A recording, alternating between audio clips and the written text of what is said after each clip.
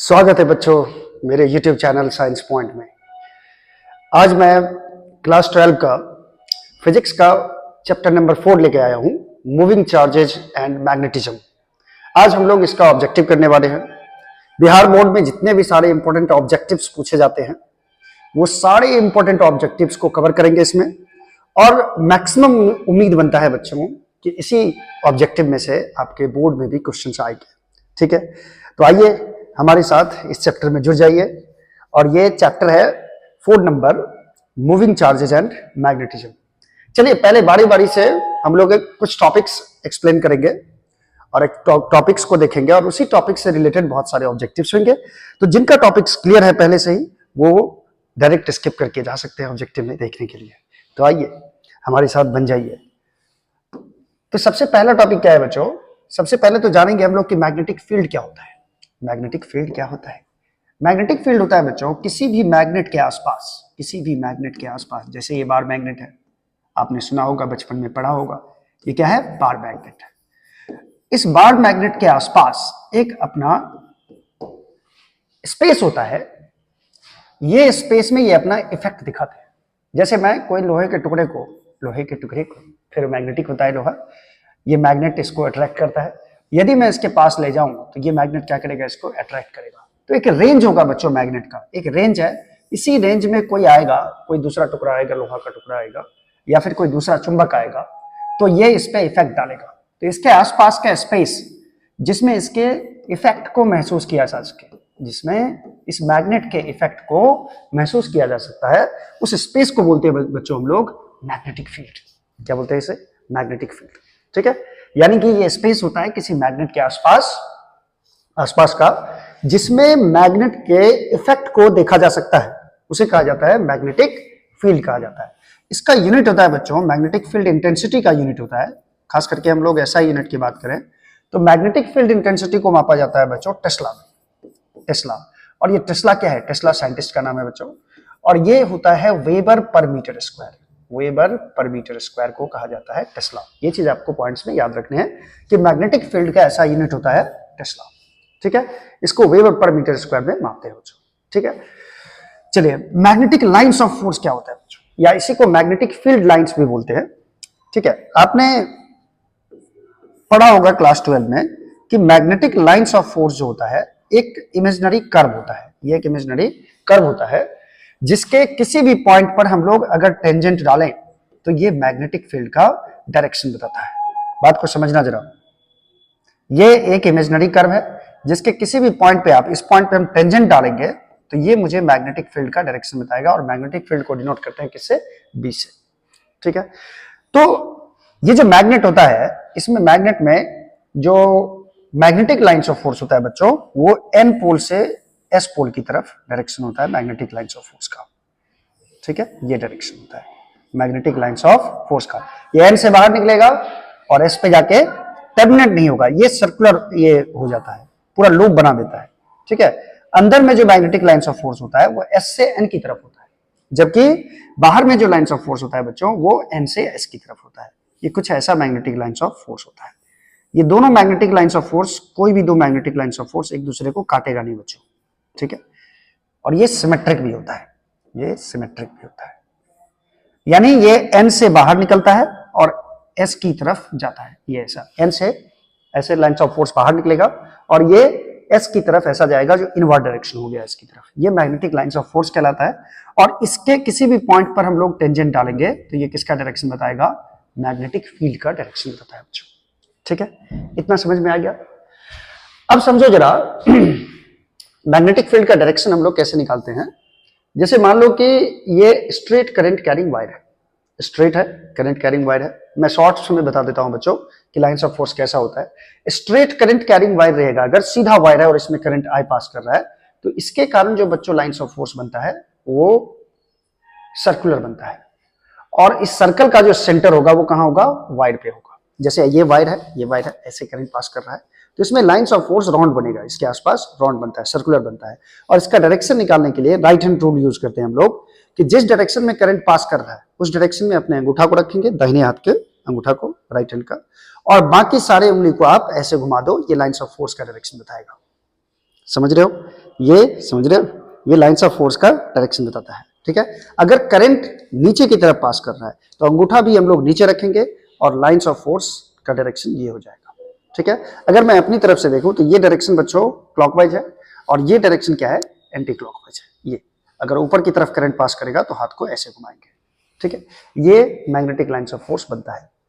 ठीक है, अगर हम बात करें कि ये लाइंस ऑफ फोर्स के कारण इधर जो मैग्नेटिक फील्ड बनेगा बच्चों, ये देखो कैसा बनेगा। जैसे वायर में करंट ऐसे पास कर रहा है तो हम वायर को ऐसे पकड़ेंगे और ऐसे लाइंस ऑफ फोर्स आएगा। तो इधर से क्या लग रहा है, अगर मैं बोर्ड के प्लेन में देखूं तो बोर्ड के प्लेन में देखो कि इधर से लाइंस ऑफ फोर्स बाहर निकलता हुआ नजर आ रहा है और इधर की तरफ देखो ये लाइंस ऑफ फोर्स अंदर की तरफ जाता हुआ नजर आ रहा है। तो हम लोग इधर देख रहे हैं क्या कि ये आउट ऑफ द प्लेन आ रहा है, तो इसका इधर जो डायरेक्शन होगा बच्चों ये आउट ऑफ द प्लेन होगा। आउट ऑफ द प्लेन को हम लोग ऐसे दिखाते हैं, यानी एक राउंड सर्कल बना देते हैं और यहाँ पे बीच में डॉट डाल देते हैं, इसको बोलते हैं बच्चों आउट ऑफ द प्लेन। ठीक है, और इस वायर के इस तरफ यानी वायर यदि बोर्ड पर रखा हुआ है ऐसे, तो बोर्ड पे इस पॉइंट पे डायरेक्शन क्या होगा मैग्नेटिक फील्ड का, तो देखो लाइंस ऑफ फोर्स इधर की तरफ लाइंस ऑफ फोर्स इनवर्ड जा रहा है, तो इधर की तरफ जो डायरेक्शन होगा मैग्नेटिक फील्ड का इनटू द प्लेन होगा, इनटू द प्लेन। ऐसा लग रहा है कि बोर्ड के प्लेन के अंदर जा रहा है मैग्नेटिक लाइंस ऑफ फोर्स, तो डायरेक्शन मैग्नेटिक फील्ड का इनटू द प्लेन हो जाएगा। क्लियर है ये चीज, इधर से आउट ऑफ द प्लेन, इधर से इनटू द प्लेन। और इनटू द प्लेन को कैसे दिखाया, कैसे दिखाए हैं, ऐसे कट करके। ठीक है, यानी इस वायर के बोर्ड पर कितना भी इधर कोई भी पॉइंट लो, ये बाहर की तरफ आएगा मैग्नेटिक फील्ड का डायरेक्शन, और इस वायर के इस साइड में यानी दाहिने साइड में आप देखोगे तो बोर्ड पर कोई भी पॉइंट लोगे तो इसमें डायरेक्शन जो होगा वो इनटू द प्लेन होगा मैग्नेटिक फील्ड का। ये चीज क्लियर है, ये चीज क्लियर है।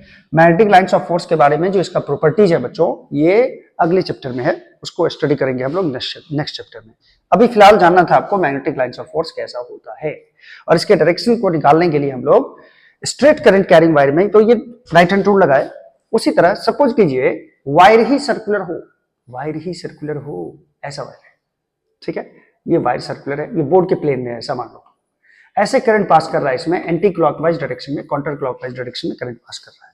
अब मान लो इसके सेंटर पे मुझे मैग्नेटिक फील्ड का डायरेक्शन पता करना है कि ये किधर की तरफ होगा, तो दाहिने हाथ के सारे उंगली को करंट के डायरेक्शन में, यानी करंट का डायरेक्शन है एंटी क्लॉकवाइज, तो एंटी क्लॉकवाइज डायरेक्शन में हाथ को घुमाएंगे। अब अंगूठा को देखो, ऐसे घुमाओगे तो अंगूठा किधर आ रहा है, बाहर की तरफ, आप लोगों की तरफ जा रहा है अंगूठा।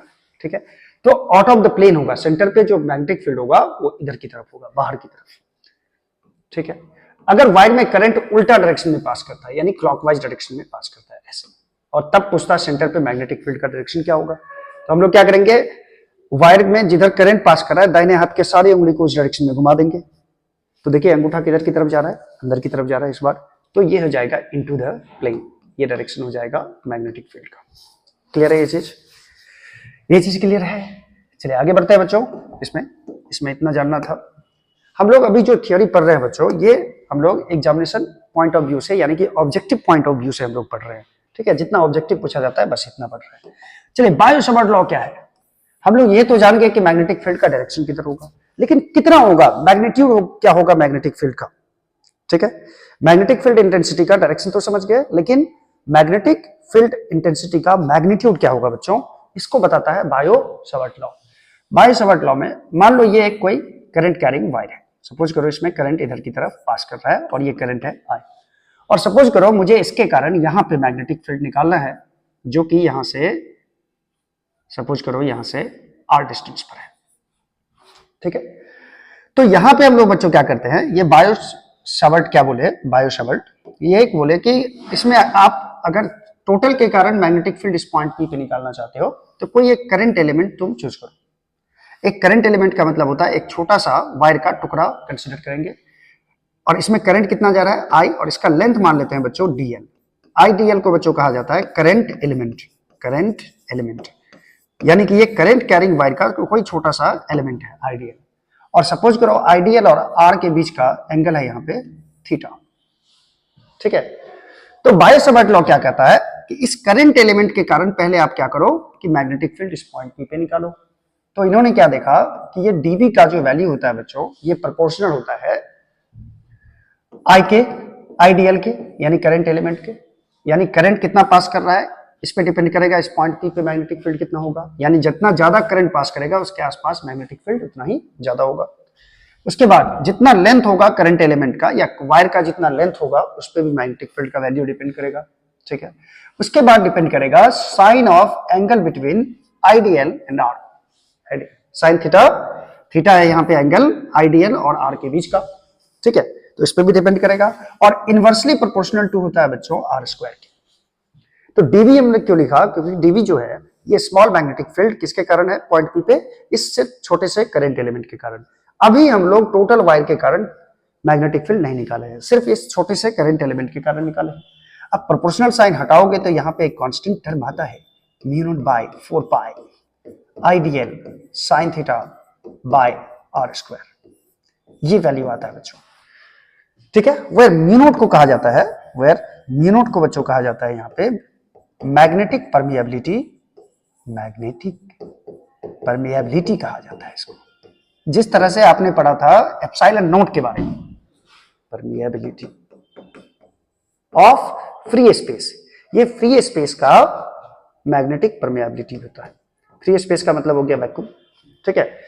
और इसका जो मान होता है बच्चों म्यू नॉट बाई 4 पाई का जो मान होता है, या म्यू नॉट का मान होता है 4 पाई इंटू 10⁻⁻7 टेस्ला मीटर पर एम्पियर, ये वैल्यू होता है बच्चों, टेस्ला मीटर पर एम्पियर।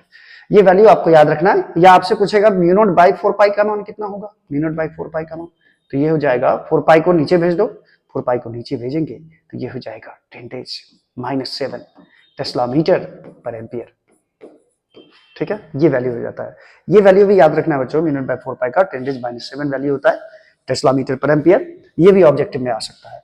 अब देखो ये डीवी जो निकला ये छोटे से करंट एलिमेंट के कारण निकला। अब नेट मैग्नेटिक फील्ड कितना होगा, तो इसके लिए बायो-सावर्ट लॉ ने क्या कहा कि आप इसको इंटीग्रेट कर लो, सिंपल सी बात है। हम वायर को मान सकते हैं ये छोटे छोटे छोटे छोटे करंट एलिमेंट से बना हुआ है, जितना छोटा ये है उतना ही छोटा और भी करंट एलिमेंट होगा और भी होगा, उसके कारण भी मैग्नेटिक फील्ड होगा।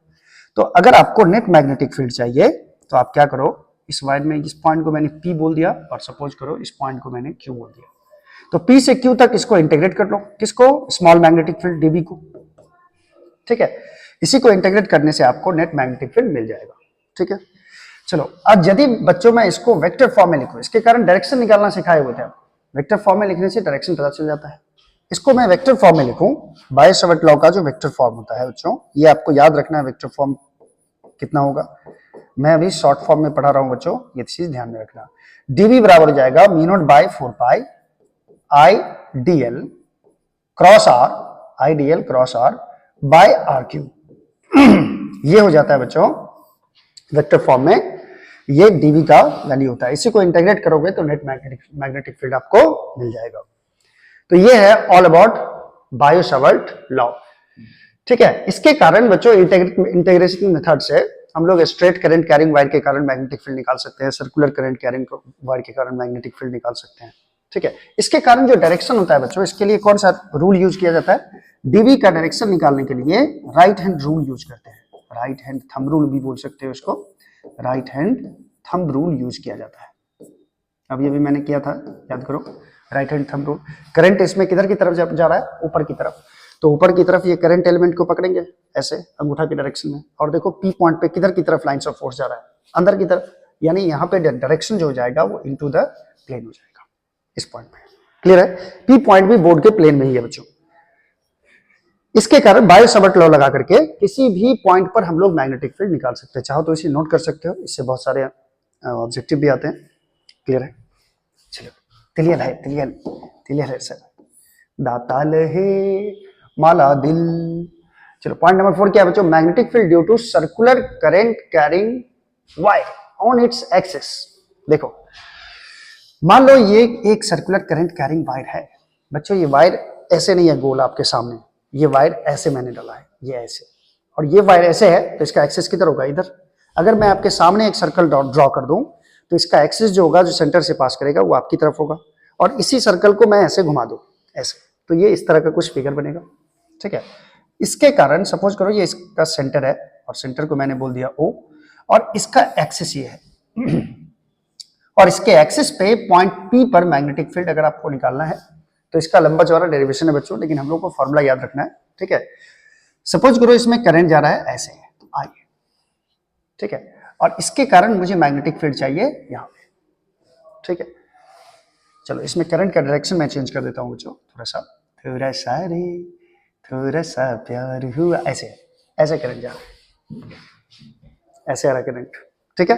ये कॉइल इधर की तरफ करंट आ रहा है। तो यहाँ पे जो डायरेक्शन होगा बच्चों मैग्नेटिक फील्ड का, पहले तो मान लो इसका रेडियस है आर, इसमें करंट कितना जा रहा है आई, करंट आ रहा है, ठीक है। और यहां से मैंने पॉइंट पी का डिस्टेंस मान लिया एक्स, यानी कि एक्स डिस्टेंस पर एक्सिस पे मैग्नेटिक फील्ड का वैल्यू निकालना है। ये है axis of coil, axis of coil. ये सर्कुलर करंट कैरिंग वायर है। इसके कारण जो मैग्नेटिक फील्ड होगा बच्चों, देखो ये ऐसे हाथ घुमाओगे तो ये मैग्नेटिक फील्ड का डायरेक्शन किधर होगा, किधर होगा, शायद सामने की तरफ होगा, इधर होगा मैग्नेटिक फील्ड का डायरेक्शन। और ये जो वैल्यू होगा बच्चों, मैग्नेटिक फील्ड बी बोल दिया इसको मैंने, तो यहां पे जो मैग्नेटिक फील्ड का वैल्यू होगा, इसका फार्मूला आपको याद रखना, mu naught by 4 pi, mu naught by 4 pi into 2 pi R square, 2 pi R square I by R square plus X square का पावर 3/2। ये वैल्यू आता है, डिराइव करके डेरिवेशन करोगे इसका तो ये वैल्यू आता है, ठीक है। तो हम लोग को डिराइव नहीं करना है अभी, अभी ऑब्जेक्टिव पॉइंट ऑफ व्यू से देखते हैं, ठीक है। ये करंट कैरिंग कॉइल के कारण एक्सिस पे मैग्नेटिक फील्ड होता है, बी एक्सिस लिखा है मैंने, बी एक्सिस बराबर इतना। अच्छा, यहां से अगर मैं काट दूं 2 पाई, यहां से पाई पाई कट जाएगा, 2 दूना 4 कट जाएगा। तो अगर इसको और भी शॉर्ट फॉर्म में लिखना चाहते हो तो ये वैल्यू बच्चों आता है mu naught by 2 I R square, 2 तो और पाई तो कट गया ऊपर, I R square by R square plus X square का पावर 3/2। और राइट हैंड रूल लगा के हम लोग इसका डायरेक्शन पता कर सकते हैं। अगर हम बात करें इसके सेंटर पे, at the centre, at the centre of the coil, शायद सेंटर पे कितना मैग्नेटिक फील्ड होगा, centre of the coil as, centre of the coil क्या होगा, देखो ये हटा दो इसमें, सेंटर कॉइल के सेंटर पे अगर मैग्नेटिक फील्ड निकालोगे, पॉइंट पी पे मैग्नेटिक फील्ड निकाले बच्चों, तो ये डिस्टेंस हुआ एक्स, ठीक है, इसको मान लिया मैंने एक्स। अगर पॉइंट पी यहां रहता तो ये दूरी होता है एक्स, अगर पॉइंट पी यहां रहता तो ये दूरी होता है एक्स।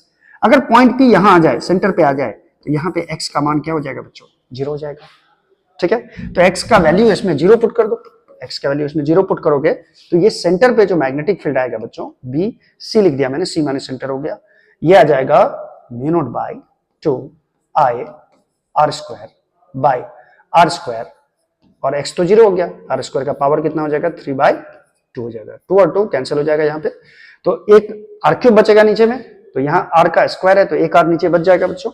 ये वैल्यू बच्चों आएगा आपको BC बराबर mu naught I by 2r के बराबर। अगर हम 2 पाई से ऊपर नीचे मल्टीप्लाई कर दें तो ये हो जाता है mu naught by 4 pi 2 pi I by R, ये वैल्यू आ जाएगा। या तो ये वैल्यू याद रखो, या 2 पाई से ऊपर नीचे मल्टीप्लाई कर दोगे, इसलिए कर दिया जाता है ताकि, क्योंकि इसका वैल्यू हम लोग को पता है बच्चों 10 डेज -7 होता है, ये पता है ना, याद है ना, याद है ना। चलो अगर मैं बच्चों बात करूं स्ट्रेट इनफाइनाइट या यूनिफॉर्म लिख दो, यूनिफॉर्म, यूनिफॉर्म इनफाइनाइट, ये क्या लिख रहे हैं सर, पहले देख लो पूरा, uniform infinite straight current carrying wire रहेगा बच्चों, straight current carrying wire, straight current carrying wire. अगर स्ट्रेट करंट कैरिंग वायर रहेगा, इसके कारण बच्चों आपको पूछेगा, जैसे ये मान लो करंट इसमें जा रहा है आई, और इसके कारण डी डिस्टेंस पर मान लो पूछा मैग्नेटिक फील्ड क्या होगा, मैग्नेटिक फील्ड क्या होगा, और ये इनफाइनाइटली लॉन्ग है। इनफाइनाइटली लॉन्ग का मतलब होता है कि ये पॉइंट जो है, ये पॉइंट पी मान लेते हैं इसको, ये पॉइंट इस वायर के बहुत ज्यादा नजदीक है, तो यहां पे जो फील्ड होता है बच्चों स्ट्रेट करंट कैरिंग वायर के कारण, ये होता है mu naught by 4 pi 2 I by D के बराबर, 2 आई बाई डी के बराबर, ये वैल्यू आपको याद रखना है। और यहां पे साफ साफ देख सकते हो V इनवर्सली प्रोपोर्शनल टू किसके है बच्चों, D के, यानी जैसे जैसे डिस्टेंस बढ़ेगा मैग्नेटिक फील्ड का वैल्यू घटता जाएगा। और डायरेक्शन निकालने के लिए आप निकाल सकते हो इधर डायरेक्शन, पूरे वायर को क्या करोगे, मुट्ठी में पकड़ोगे, दाहिने हाथ की मुट्ठी में, और करंट के डायरेक्शन में किसको रखोगे, अंगूठा को, और ऐसे ये लाइंस ऑफ फोर्स बनेगा।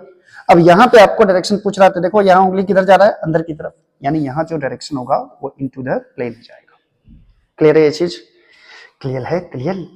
चलो नेक्स्ट देखते हैं बच्चों, नेक्स्ट क्या है, नेक्स्ट क्या है, नेक्स्ट है magnetic field at the centre of the circular current carrying wire. अभी अभी हम लोगों ने देखा कि अगर कोई सर्कुलर करंट कैरिंग वायर है, आई ऐसे करंट पास कर रहा है, और अगर इसका रेडियस है आर के बराबर, तो इसके सेंटर पे जो मैग्नेटिक फील्ड होता है बच्चों, सेंटर पे अभी अभी हम लोगों ने देखा ये होता है mu naught by 4 pi I into 2 pi by R, I into 2 pi by R, ये मैग्नेटिक फील्ड होता है। ठीक है, तो सेंटर पे आप डायरेक्शन निकाल सकते हैं। अगर ये सर्कुलर करंट कैरिंग वायर है तो इसमें क्या करेंगे, जिस डायरेक्शन में करंट जा रहा है उस डायरेक्शन में सारे दाहिने हाथ के सारे उंगली को घुमा देंगे, या एंटी क्लॉकवाइज डायरेक्शन में घुमा दो। अंगूठा किधर आ रहा है, किधर आ रहा है, बाहर की तरफ। ठीक है, तो बाहर की तरफ को कैसे दिखाते हैं हम लोग, इस तरह दिखाते हैं, यानी ये डायरेक्शन होता है आउट ऑफ द प्लेन का, आउट ऑफ द प्लेन का। ये याद रहेगा, ये याद रहेगा। चलो नेक्स्ट देखते हैं बच्चों, नेक्स्ट क्या है, नेक्स्ट क्या है, force on a charge moving in magnetic field. अगर कोई चार्ज मूव करता है किसी मैग्नेटिक फील्ड में, सपोज करो ये मैग्नेटिक लाइंस ऑफ फोर्स है, ये मैग्नेटिक फील्ड इधर की तरफ है और ये यूनिफॉर्म मैग्नेटिक फील्ड है बच्चों, यूनिफॉर्म मैग्नेटिक फील्ड। ठीक है, और ये है मैग्नेटिक फील्ड का वैल्यू है बी।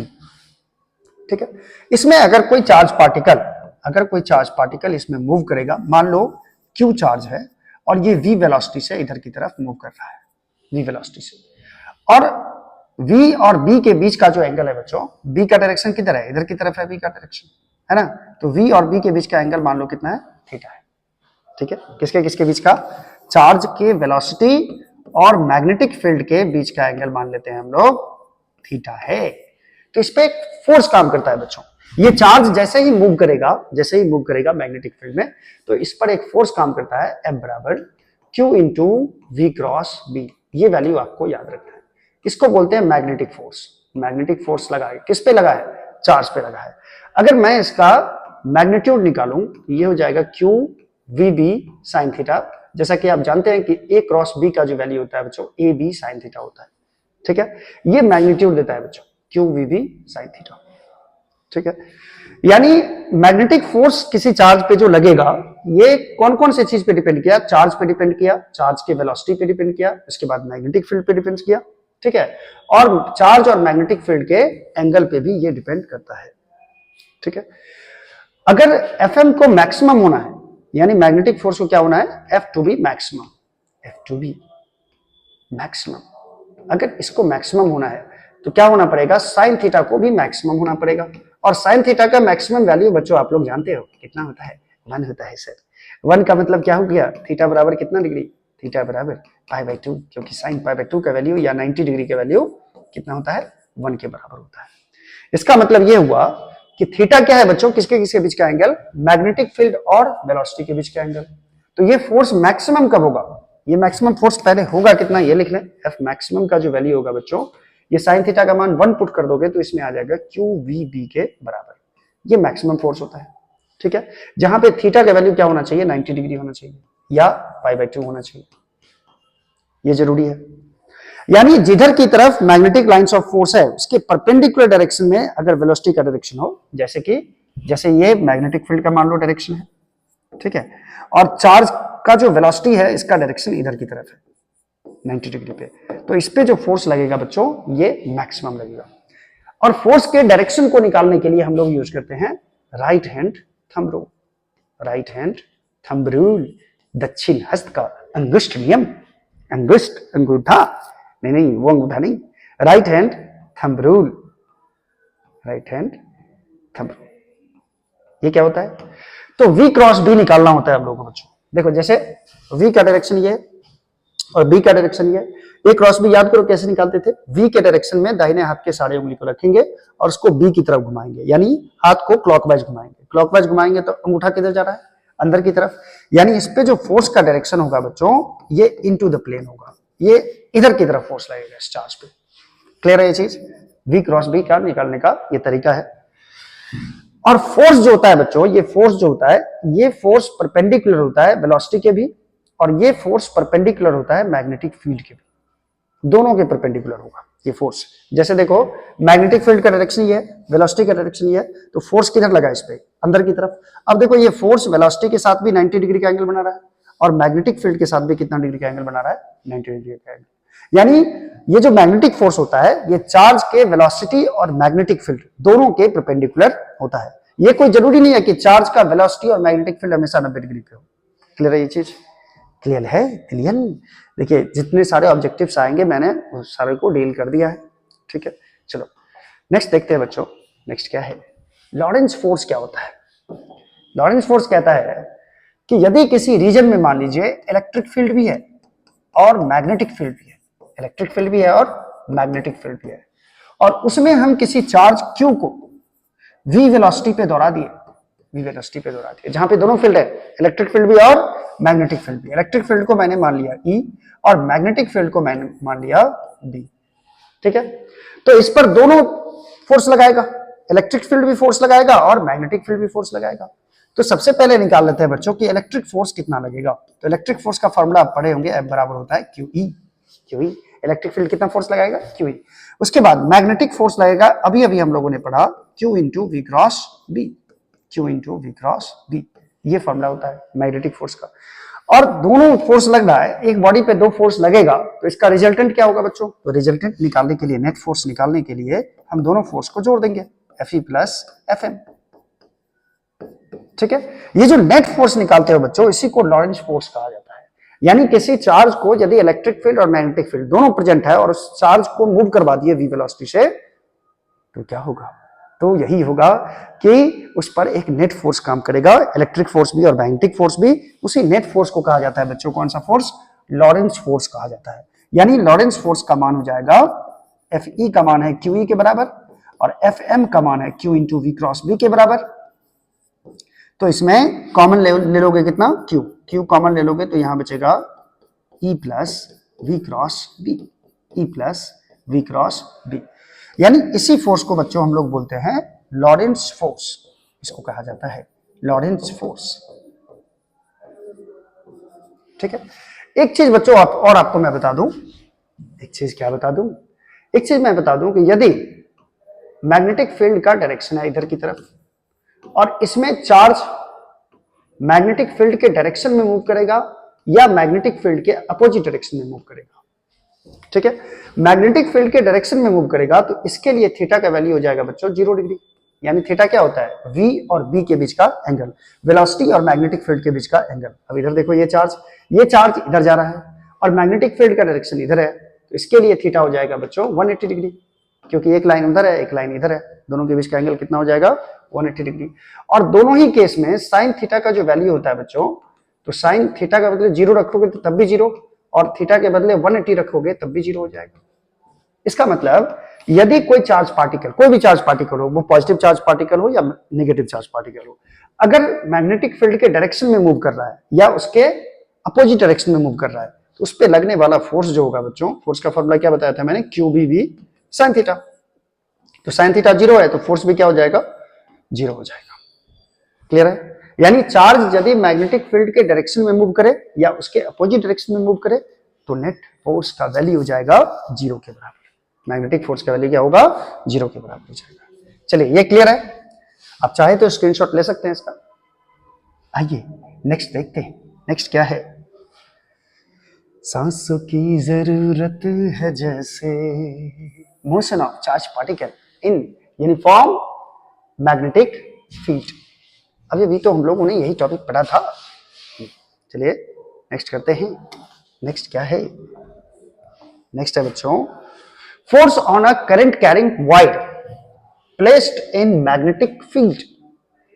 मान लो कि ये मैग्नेटिक फील्ड का डायरेक्शन है, ऐसे के बहुत सारे lines, magnetic lines of force गए हुए हैं, और इसमें एक करंट कैरिंग एलिमेंट है, सपोज करो करंट कैरिंग एलिमेंट। ठीक है, और ये करंट इसमें मान लो सपोज करो आई जा रहा है और इस डायरेक्शन में जा रहा है, इधर की तरफ करंट जा रहा है, और इसका लेंथ हम लोगों ने मान लिया DL। और आइडियल आपको याद होगा, आइडियल क्या होता है बच्चों? आइडियल होता है करंट एलिमेंट। क्या होता है इसके? Current element. ठीक है, अब ये करंट एलिमेंट को अगर मैग्नेटिक फील्ड में रखा जाता है तो मैग्नेटिक फील्ड क्या करता है? इस वायर पे एक फोर्स लगाएगा। तो सपोज करो आइडियल और B के बीच का एंगल है थीटा, यानी करंट एलिमेंट और मैग्नेटिक फील्ड के बीच का एंगल है थीटा। तो यदि किसी करंट एलिमेंट को हम लोग मैग्नेटिक फील्ड में रखेंगे या किसी भी करंट कैरिंग वायर को जब मैग्नेटिक फील्ड में रखा जाता है तो बच्चों इस पे एक फोर्स काम करता है, ठीक है। और ये फोर्स कितना होता है, ये फोर्स होता है डीएफ लिख रहे हैं, चूंकि ये करंट एलिमेंट है, छोटा सा फोर्स डीएफ, फोर्स का बच्चा डीएफ, ये हो जाएगा आई डीएल क्रॉस बी के बराबर। ये पढ़ा होगा आप लोगों ने, आइडियल क्रॉस बी के बराबर।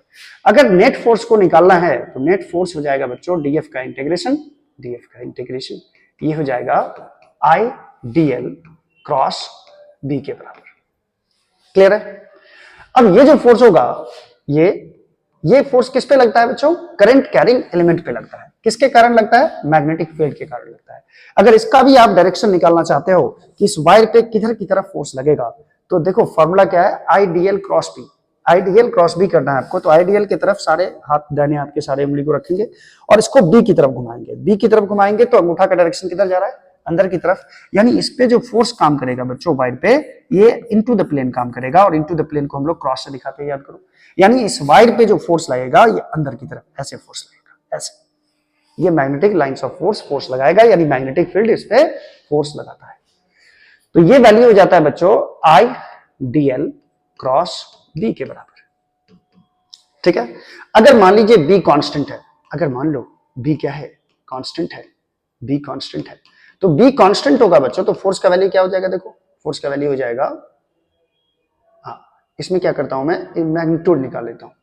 यहां तो नेट फोर्स हो जाएगा आइडियल क्रॉस बी, ठीक है। तो एक काम करता हूं, पहले क्या करूं, पहले क्यों करूं सर, ये क्या कर दिया आपने, ये एफ का वैल्यू आया था बच्चों integration of ideal cross B, ठीक है। चलो बाद में मैग्नीट्यूड निकालते हैं, पहले फोर्स निकालो। फोर्स बराबर हो जाएगा आई डीएल क्रॉस बी, और चूंकि बी कांस्टेंट है बच्चों, तो बी कांस्टेंट है तो इसको बाहर निकाल लो, आई भी कांस्टेंट है, इसको बाहर निकाल लो, डीएल आई डीएल को अलग कर लो और क्रॉस बी को अलग कर लो, और डीएल का इंटीग्रेशन क्या हो जाएगा बच्चों, एल हो जाएगा। इसका मान लिया ये कैपिटल एल हो गया, I L cross B. DL का मतलब हो गया कि मान लो थोड़ा बड़ा करंट एलिमेंट है अगर, तो इसको मैं मान सकता हूं कि ये छोटे छोटे एलिमेंट से बना होगा, तो मैंने इसको इंटीग्रेट कर दिया, तो डीएल डीएल डीएल छोटे छोटे लेंथ से बना है, इसका टोटल मैंने लेंथ मान लिया एल, यानी डीएल डीएल डीएल इंटीग्रेट करोगे तो क्या मिल जाएगा, टोटल लेंथ मिल जाएगा आपको, एल मिल जाएगा, ठीक है। ये आई एल क्रॉस बी हो गया। अब फोर्स का जो वैल्यू आया बच्चों, ये आई इंटू एल क्रॉस बी आया।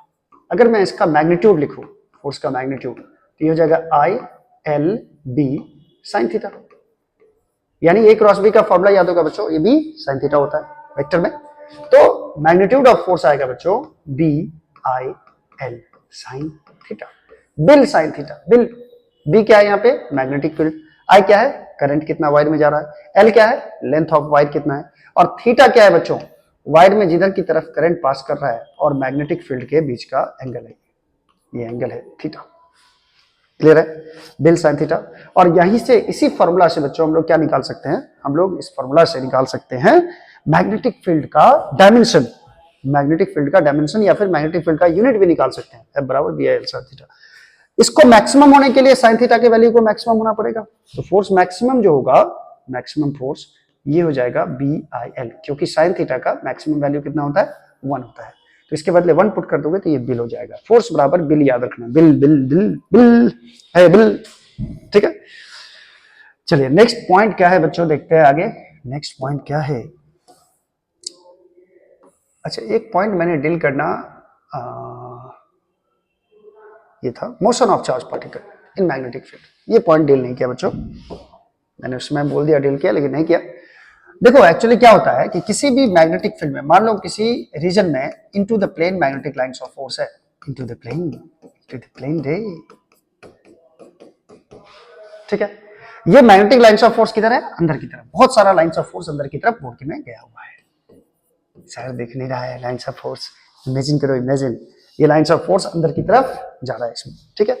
अगर मैं इसे किसी चार्ज पार्टिकल को इसमें एंट्री कराऊं, अगर मैं इसमें वेलोसिटी नहीं दूंगा तो इस पे कोई फोर्स काम नहीं करेगा, लेकिन मैंने क्या किया, इससे वेलोसिटी दे दिया, गलती से इसको वेलोसिटी दे दिया, ये मैग्नेटिक फील्ड अब छोड़ेगा नहीं इसको, इसको नचाएगा नहीं, इसको नचाएगा। कैसे, देखो देखो अभी देखो मैग्नेटिक लाइंस ऑफ फोर्स का डायरेक्शन ये है, ठीक है, और वेलोसिटी किधर है, इधर, तो फोर्स कितना लगता है याद करो, मैग्नेटिक फोर्स का वैल्यू याद करो, F बराबर Q into V cross B, Q into V cross B. तो वेलोसिटी का डायरेक्शन किधर है, इधर है, और V की तरफ हाथ रखेंगे, ठीक है। और मैग्नेटिक फील्ड का डायरेक्शन किधर है, मैग्नेटिक फील्ड का डायरेक्शन है अंदर की तरफ, तो V की तरफ हाथ रख के B की तरफ घुमाएंगे हाथ को, V क्रॉस B करना है। तो हाथ, ये फोर्स किधर लग रहा है, ऊपर की तरफ, यानी ये फोर्स इस पे इधर लगेगा, इधर फोर्स लगा, और ये कांस्टेंट फोर्स होगा बच्चों। इसका मैग्नीट्यूड जो होगा ये क्या होगा, कांस्टेंट होगा, क्योंकि यहां पे मैंने B कांस्टेंट लिया है मैग्नेटिक फोर्स, और ये वेलोसिटी भी इसका क्या लिया है, ये V वेलोसिटी से इसको ऐसे छोड़ दिया है, ठीक है। चलो अब क्या होगा बच्चों, देखो फोर्स और वेलोसिटी के बीच का एंगल कितना हो गया, 90 डिग्री। फोर्स और वेलोसिटी के बीच का एंगल कितना हो गया, 90 डिग्री। और होता भी ऐसा, फोर्स और वेलोसिटी एक दूसरे के साथ 90 डिग्री का कोण बनाते हैं। अच्छा ये बताओ जरा मुझे, काइनेमेटिक्स में कुछ पढ़े या सर्कुलर मोशन में आप पढ़े होंगे कि कोई भी ऐसा एग्जांपल जिसमें फोर्स और वेलोसिटी के बीच का एंगल 90 डिग्री हो, तो उसका मोशन कैसा होता है, उसका मोशन कैसा होता है। तो आपको याद होगा uniform circular motion, uniform circular motion. Uniform circular motion में क्या होता है कि यदि कोई पार्टिकल मूव कर रहा है, जैसे मान लो इस सर्कुलर पाथ पे, आर रेडियस वाले सर्कुलर पाथ पे ये कोई पार्टिकल मूव कर रहा है ऐसे कांस्टेंट स्पीड से, तो इधर की तरफ, इस पॉइंट पे इधर की तरफ वेलोसिटी का डायरेक्शन होगा, लेकिन इसमें एक फोर्स काम करता है बच्चों, सेंट्रीपिटल फोर्स। याद करो, सेंटर की तरफ लगने वाला एक फोर्स काम करता है, सेंट्रीपिटल फोर्स, यानी जो नेट फोर्स सेंटर की तरफ काम करता है, एक्चुअली में उसी को सेंट्रीपिटल फोर्स कहा जाता है। और ये वेलोसिटी और सेंट्रीपिटल फोर्स के बीच का एंगल कितना होता है, 90 डिग्री। ये सिर्फ किस में हो सकता है, यूनिफॉर्म सर्कुलर मोशन में ही हो सकता है। अगर पार्टिकल यहां भी आ गया तो इसके वेलोसिटी का डायरेक्शन ये होगा, और फोर्स का डायरेक्शन, सेंट्रीपिटल फोर्स का डायरेक्शन सेंटर की तरफ होगा, तब भी एंगल कितना होगा, रेडियस वाले डायरेक्शन में, और वेलोसिटी के डायरेक्शन में कितना एंगल होगा, 90 डिग्री का एंगल होगा। तो ऐसा सिर्फ किस में होता है बच्चों, यूनिफॉर्म सर्कुलर मोशन में। इसीलिए इसका जो पाथ होगा बच्चों चार्ज पार्टिकल का, ये कैसा होगा, सर्कुलर। ये कैसा होगा, सर्कुलर। और इसमें सेंटर की तरफ फोर्स काम करेगा, सेंटर की तरफ फोर्स काम करेगा। चलो थोड़ा सा सर्कल गड़बड़ हो गया, ठीक है, फिर भी मैनेज करो। मान लो ये सेंटर है, सी सेंटर, और सपोज करो तो इसका कुछ ना कुछ रेडियस भी होगा, इसका कुछ ना कुछ रेडियस होगा, इसका कुछ ना कुछ टाइम पीरियड भी होगा, इसका कुछ ना कुछ फ्रीक्वेंसी भी होगा। लेकिन एक बात तो समझ में आ गई कि जब भी कोई चार्ज पार्टिकल मैग्नेटिक फील्ड के परपेंडिकुलर डायरेक्शन में मूव करेगा, जैसे ही एंट्री करेगा चार्ज पार्टिकल, उसका मोशन कैसा हो जाएगा, यूनिफॉर्म सर्कुलर मोशन। कैसा हो जाएगा, यूनिफॉर्म सर्कुलर मोशन करेगा कौन, charge particle, uniform circular motion. जैसे ही देखेगा चार्ज v वेलोसिटी से आया मैग्नेटिक फील्ड के परपेंडिकुलर, तो ये क्या करेगा, मैग्नेटिक फील्ड इसको नचा नचा नचा के नचनिया बना देगा, ठीक है। ये चार्ज पार्टिकल को खूब तेजी से नचाएगा। तो नचाएगा तो भाई इसका कुछ रेडियस भी होगा, इसका कुछ रेडियस भी होगा, इसका अपना टाइम पीरियड भी होगा, फ्रीक्वेंसी भी होगा। तो बच्चों रेडियस का फॉर्मूला जो होता है, पाथ कैसा होगा पहले ये जान लो, सर्कुलर होगा चार्ज पार्टिकल का। रेडियस का फॉर्मूला आपको याद रखना है बच्चों, mv by QB, mv by QB. m क्या है, मास ऑफ चार्ज, v क्या है, वेलोसिटी ऑफ चार्ज, ठीक है। q मतलब चार्ज खुद हो गया, चार्ज कितना है, और b मतलब हो गया मैग्नेटिक फील्ड। ये होता है रेडियस ऑफ सर्कुलर पाथ। दूसरा अगर हम टाइम पीरियड की बात करें, टाइम पीरियड क्या होता है बच्चों, इसको, इस चार्ज पार्टिकल को एक चक्कर लगाने में कितना टाइम लग जाएगा, तो उसको बोलते हैं टाइम पीरियड। और ये टाइम पीरियड का फॉर्मूला याद रखना है बच्चों, 2 पाई m बाय क्यूबी होता है, ठीक है। अगर हम फ्रीक्वेंसी की बात करें, फ्रीक्वेंसी की, तो फ्रीक्वेंसी होता है टाइम पीरियड का उल्टा, इसको पलट दो, ये हो जाएगा क्यूबी बाय 2 पाई m, ये हो जाएगा फ्रीक्वेंसी। और ये साइक्लोट्रॉन का भी फ्रीक्वेंसी होता है बच्चों, ये फॉर्मूला याद रखना है, फ्रीक्वेंसी ऑफ साइक्लोट्रॉन भी यही होता है, फ्रीक्वेंसी, हाँ साइक्लोट्रॉन। साइक्लोट्रॉन टॉपिक भी आप पढ़े होंगे इस चैप्टर में। अच्छा इसके एंगुलर फ्रीक्वेंसी की बात करें, एंगुलर फ्रीक्वेंसी की, ये पॉइंट सब आपको याद रखना होगा। एंगुलर फ्रीक्वेंसी, एंगुलर फ्रीक्वेंसी बच्चे होता है ओमेगा, और ओमेगा का वैल्यू होता है 2 पाई बाई टी के बराबर, 2 पाई बाई टी के बराबर। तो 2 पाई बाई टी का वैल्यू क्या है बच्चों, 2 pi m by QB, 2 pi m by QB. तो यहां से 2 पाई कैंसिल हो जाएगा, तो क्या बचेगा, क्यूबी बाई m। ये एंगुलर फ्रीक्वेंसी होता है, क्यूबी बाई m के बराबर। क्लियर है ये चीज।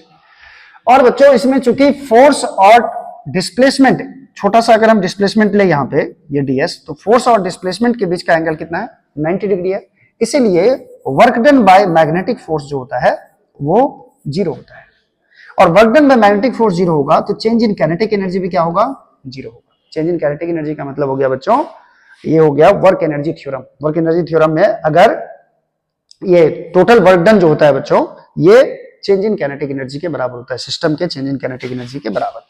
तो डेल के का मान जीरो का मतलब क्या हो गया, के एफ माइनस के आई का मान जीरो, और के एफ माइनस के आई का मान जीरो का मतलब हो गया के एफ बराबर के आई, यानी काइनेटिक एनर्जी कंजर्व हो गया, काइनेटिक एनर्जी चेंज नहीं होगा, यानी काइनेटिक एनर्जी हो गया कांस्टेंट। और काइनेटिक एनर्जी कांस्टेंट होने का मतलब होता है हाफ एमबी स्क्वायर का मान कांस्टेंट, ठीक है। और हाफ एमबी स्क्वायर कांस्टेंट होगा तो स्पीड भी क्या हो जाएगा बच्चों, यहाँ पे कांस्टेंट हो जाएगा। और स्पीड कांस्टेंट होने के कारण ये लिखे हैं हम यहाँ पे यूनिफॉर्म मोशन, ठीक है। ये यूनिफॉर्म सर्कुलर मोशन होता है। ये होता है motion of charge particle in magnetic field. चलिए इतना से काम चल जाएगा आपका, आगे करते हैं आगे। नेक्स्ट टॉपिक है बच्चों, पॉइंट नंबर 10 है force between two parallel current carrying wire. दो पैरेलल करंट कैरिंग वायर के बीच में फोर्स कितना लगता है। अगर मैं दो वायर लूं यहाँ पे और दोनों वायर में करंट का डायरेक्शन सेम कर दूं, दोनों वायर में करंट का डायरेक्शन सेम कर दूं, तो ये दोनों एक दूसरे को बच्चों अट्रैक्ट करता है, एक फोर्स के साथ अट्रैक्ट करेगा, ठीक है। ये मान लो ये वायर 1 है, ये वायर 1 है, और ये वायर है 2, ये वायर है 2, ठीक है। दोनों एक दूसरे पर मान लीजिए फोर्स कितना लगाया, F, और दोनों वायर में देखो सेम डायरेक्शन में करंट पास कर रहा है, सेम डायरेक्शन में, current in same direction, current in same direction, same direction में करंट पास कर रहा है। मान लो इसमें I1 पास कर रहा है, इसमें I2 पास कर रहा है, और दोनों वायर के बीच का डिस्टेंस मैंने दे दिया ये d है, ठीक है। तो दोनों वायर एक दूसरे पर फोर्स लगाता है, और ये फोर्स पर यूनिट लेंथ का फॉर्मूला है बच्चों, ये याद रखना है आपको। दोनों कितना फोर्स लगाएगा, V0/4 2 I1 I2 bye d के बराबर। I1 क्या है, वायर 1 में कितना करंट पास कर रहा है, I2 है वायर 2 में कितना करंट पास कर रहा है, ठीक है। और d है बच्चों दोनों वायर के parallel wire current carrying wire के बीच का डिस्टेंस। ये फोर्स पर यूनिट लेंथ का फॉर्मूला होता है, ठीक है। अगर I सेम डायरेक्शन में रहेगा, दोनों में सेम डायरेक्शन में रहेगा, सेम डायरेक्शन, तो फोर्स होगा अट्रैक्टिव। फोर्स कैसा होगा, अट्रैक्टिव। ये चीज याद रखना, सेम डायरेक्शन में रहेगा तो फोर्स होगा अट्रैक्टिव। मैं उतना ज्यादा एक्सप्लेन नहीं कर रहा हूं बच्चों, ठीक है, अभी इसको याद रखना है आपको। और I अगर अपोजिट डायरेक्शन में रहा, करंट अगर क्या रहा, अपोजिट डायरेक्शन में रहा, यानी एक वायर में करंट जा रहा है ऊपर की तरफ, और दूसरे वायर में पैरेलल वायर में करंट जा रहा है I2 इधर की तरफ, तो I1 क्या करेगा, इसको I2 को इधर धक्का देगा, और I2 क्या करेगा, I1 को उधर धक्का देगा, यानी दोनों में रिपल्शन होता है बच्चों, यानी फोर्स जो होता है वो हो जाएगा रिपल्सिव, रिपल्सिव, क्लियर है। और दोनों न्यूटन के थर्ड लॉ के हिसाब से दोनों एक दूसरे पर इक्वल फोर्स एक्सर्ट करता है बच्चों, ठीक है। फॉर्मूला भी आपको याद रहना चाहिए। और सेम डायरेक्शन में दोनों वायर एक दूसरे को अट्रैक्ट करेगा, और अपोजिट डायरेक्शन में, अपोजिट डायरेक्शन में, इसमें करंट इधर, इसमें करंट इधर, तो रिपेल करेगा इससे एक दूसरे को, क्लियर है। चलिए तो अब आते हैं हम लोग ऑब्जेक्टिव पे, ऑब्जेक्टिव्स। कराया है इंतजार, इंतजार की घड़ी हुई खत्म, अब आ गए हम लोग ऑब्जेक्टिव पे। चलिए सबसे पहला नंबर ऑब्जेक्टिव है बच्चों, a charge particle moves in a magnetic field. एक चार्ज पार्टिकल मैग्नेटिक फील्ड में मूव कर रहा है। The force on the particle is maximum when the angle between the velocity of the particle and the magnetic field. क्या पूछ रहा है बच्चों, एक चार्ज पार्टिकल है जो मैग्नेटिक फील्ड में मूव कर रहा है, ठीक है, और इस पे फोर्स का डायरेक्शन आपसे, सॉरी फोर्स कब मैक्सिमम होगा ये पूछ रहा है। Force on charge particle is maximum, force maximum कब होगा। इसके लिए फोर्स को मैक्सिमम होने के लिए एंगल क्या होना चाहिए, angle between the velocity of the charge particle यानी कि v और मैग्नेटिक फील्ड यानी कि b, इस दोनों के बीच का एंगल क्या होना चाहिए। तो आपको याद होगा बच्चों कि कोई चार्ज पार्टिकल अगर मान लीजिए q है, और सपोज करो मैग्नेटिक फील्ड का डायरेक्शन ये है, तो फोर्स मैक्सिमम कब होता था, जब ये मैग्नेटिक फील्ड के साथ कितना डिग्री का कोण बनाए, 90 डिग्री का कोण बनाए। यदि वेलोसिटी और मैग्नेटिक फील्ड के बीच का एंगल 90 होता है तो फोर्स क्या होता है बच्चों, मैक्सिमम होता है। फोर्स क्या होता है, मैक्सिमम। और मैक्सिमम फोर्स का फॉर्मूला मैंने QVV लिखाया था, ऐसे QVV sin थीटा होता है, ऐसे क्या होता है फॉर्मूला, QVV sin थीटा। लेकिन sin थीटा का मैक्सिमम होगा तो फोर्स भी मैक्सिमम होगा, और sin थीटा का मैक्सिमम मान कितना होता है बच्चों, 1 होता है, और ये थीटा का वैल्यू कितने डिग्री के लिए होता है, 90 डिग्री के लिए होता है। तो ये ऑप्शन हो जाएगा 90 डिग्री, देखो ये 0 है, ये बी है, बी ऑप्शन में 90 डिग्री। चलिए सेकंड नंबर क्वेश्चन क्या है, the magnetic field due to a long straight current carrying conductor is inversely proportional to.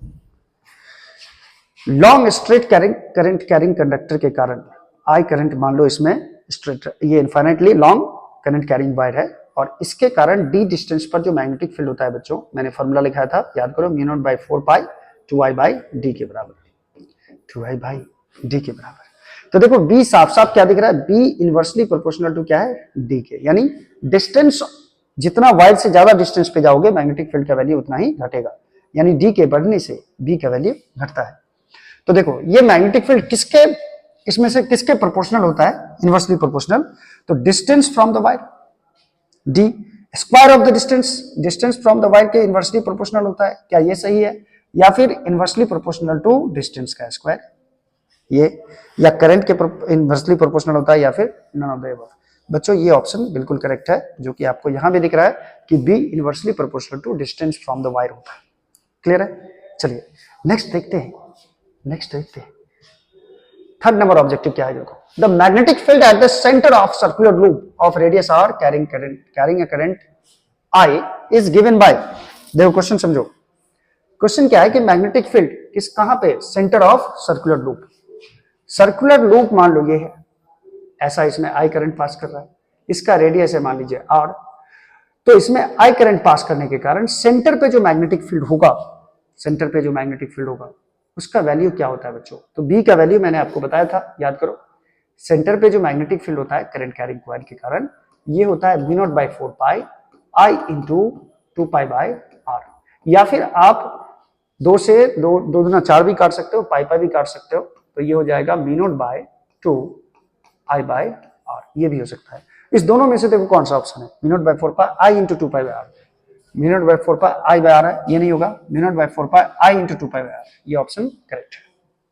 चलिए नेक्स्ट देखिए बच्चों, 4 नंबर क्वेश्चन क्या है, डायरेक्ट देखो फॉर्मूला ही आ रहा है, डायरेक्ट ऑब्जेक्टिव में फॉर्मूला ही आ रहा है, फॉर्मूला आपको याद रखना होगा, the force per unit length between two current carrying wire carrying current I1 and I2 and separated by a distance d is, अभी मैंने बताया था, अभी क्या बताया था, दो अगर पैरेलल करंट कैरिंग वायर है, I1 है, इसमें करंट मान लो I2 है, और दोनों के बीच का डिस्टेंस d है, तो आपको पूछ रहा है कि फोर्स पर यूनिट लेंथ का फॉर्मूला क्या होगा। याद करो फोर्स पर यूनिट लेंथ का फॉर्मूला मैंने क्या बताया था, mu naught by 4 pi 2 I1 I2 bye d के बराबर होता है।